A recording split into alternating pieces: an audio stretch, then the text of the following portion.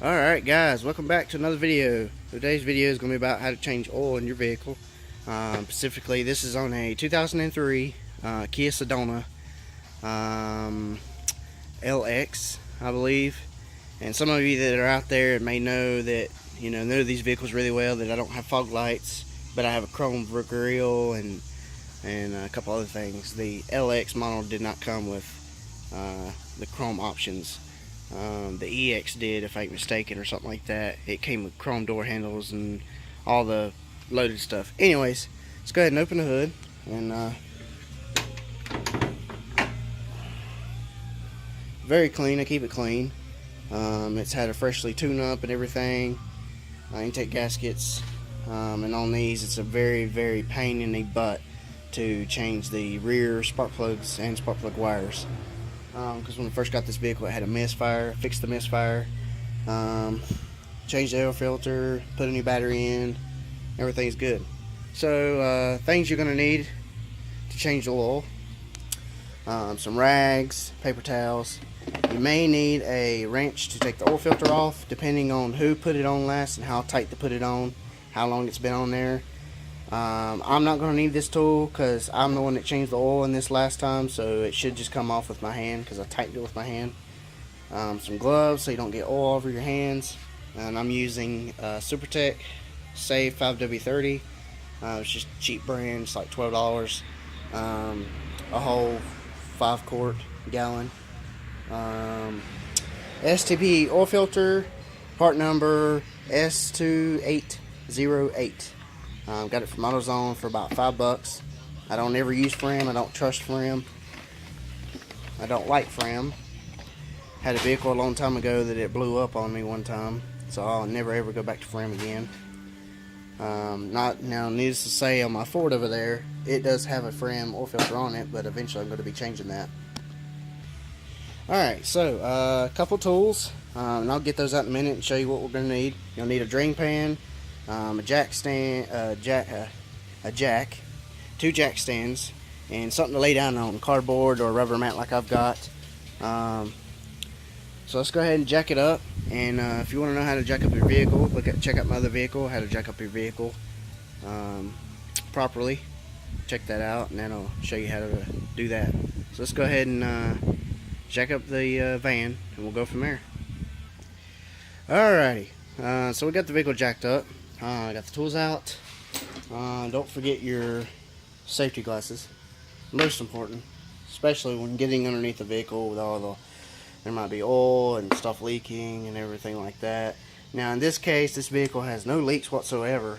It only has like 103,000 miles on it, and it's an 03, and I believe, if I ain't mistaken, it's original miles, because getting underneath, it's pretty clean underneath there. The exhaust looks clean. It's not too rusty at all, if any at all.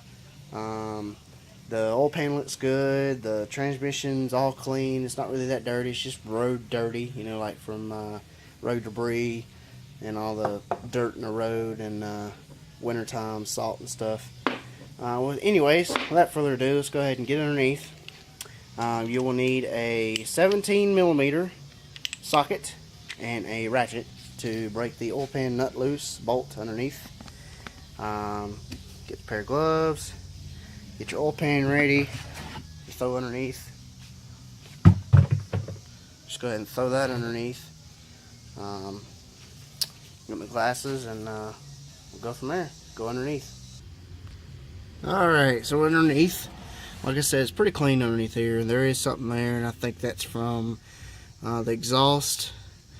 If I ain't mistaken, right there's the starter. Not 100% sure on that. If they put the starter there, that was kind of dumb, because the exhaust is right there, so that'll burn up that starter in a heartbeat. But anyways, right here's the oil pan.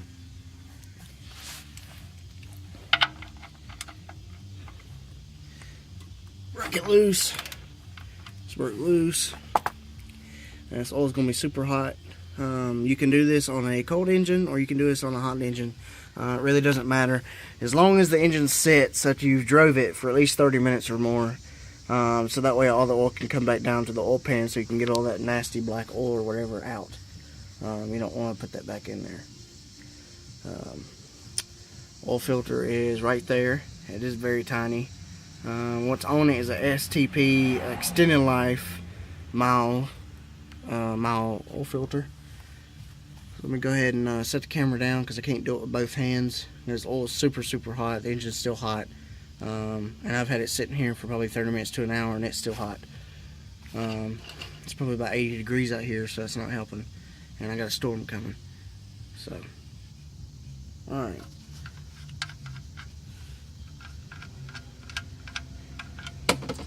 Woo!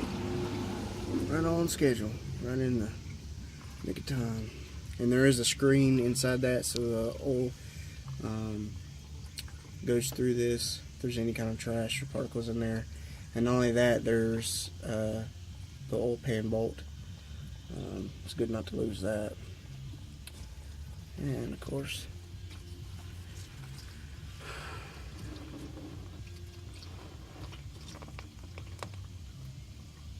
thirsty. Alright, well, I'll go back after that quits draining and go from there. Take the oil filter off in a minute. Alright guys, I know I didn't film it. The drain bolt for the oil pan's back in, tightened down. Just tighten it snug, and there's no sense in over torquing it or nothing. Just tighten it down snug and you should be fine. It shouldn't go nowhere. I've never had any problems before. I've done this for a long time now. I got the oil filter off. It is pouring down rain, so it's making it a little harder to do this and film at the same time. I'm gonna go ahead and clean the surface off around there with a rag, and then we'll get the oil filter right here and go from there.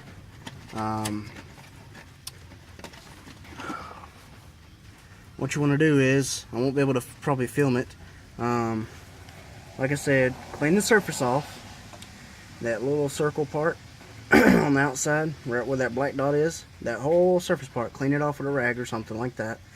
Take some oil, whether the old oil or the new oil, and put it on around this whole gasket, around the whole thing. It'll help it seal, and it'll also help it the next time you go to take it off, much easier to get it off.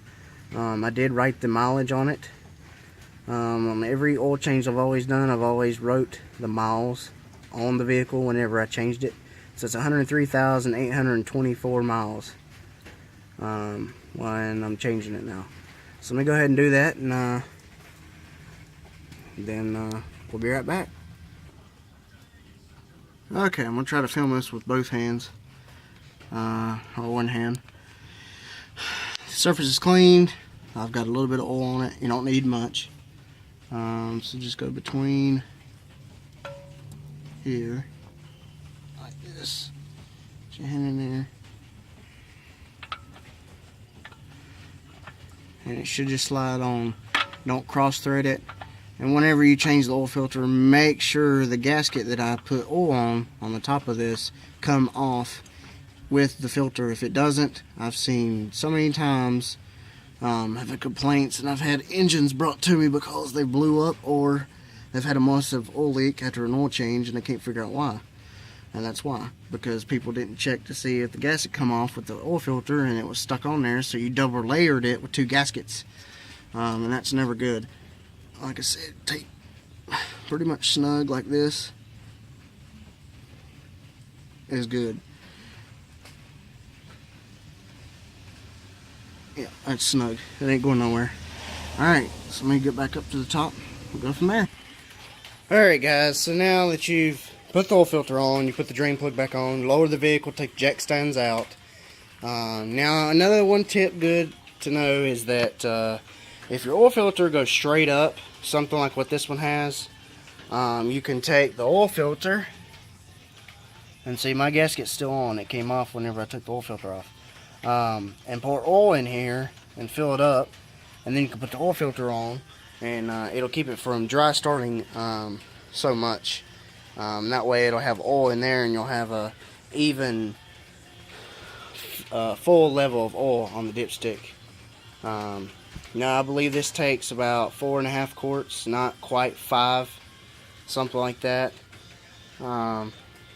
Anyways, take the oil cap off, pour some of this in, keep checking the level, and after that I'll start it up. Alright, now that it's pouring more, I'm getting soaked out here. Oil should be full now. Pull the dipstick out one more time before I start it up. Check it. Should be right on the line. It may now, just to let you know, if you cannot fill the oil filter up, when you do change the oil and put the new oil filter in, like I can't, the oil level may go down just a little bit. Don't worry, don't freak out. Just top it off and everything should be fine. We'll go ahead and pull the dipstick out. Should be right on the money. Yep, she's full. Right there's the second line. You see the F. Phone's not bringing it in.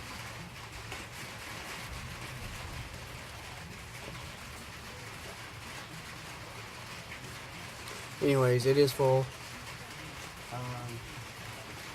Now I'm going to go ahead and start it up and let it run and drive it and make sure everything's good, no leaks. And then this vehicle is done for. Ready to send it off to the customer. Simple oil change, nothing difficult to it. It's not that hard. If you got the tools and the time, it's a piece of cake, really. It's better off than taking it somewhere and having somebody else fiddle underneath the hood and mess with things, because I've had that happen.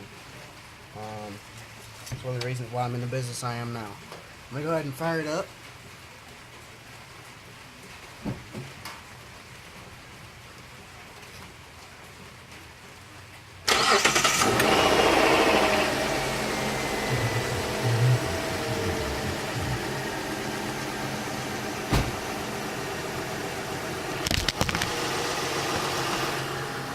Okay, seems to sound good, running good, no noises, no valve types, no knocking. Of course you can't really hear that good because of the rain. That really sucks. Kind of rained me out for about 30 minutes. I had to quit recording because of that fact of this rain. It is really bad. It's really black and dark out here. Anyways, if you like this video, please give it a big thumbs up. And if you hadn't already, hit that subscribe button. I make how-to videos just about every other week, whenever possible, whenever I can. If you have any questions or comments, leave them in the bottom, and I will sure try my best to get to them. Thanks for watching, wherever you are. Thanks.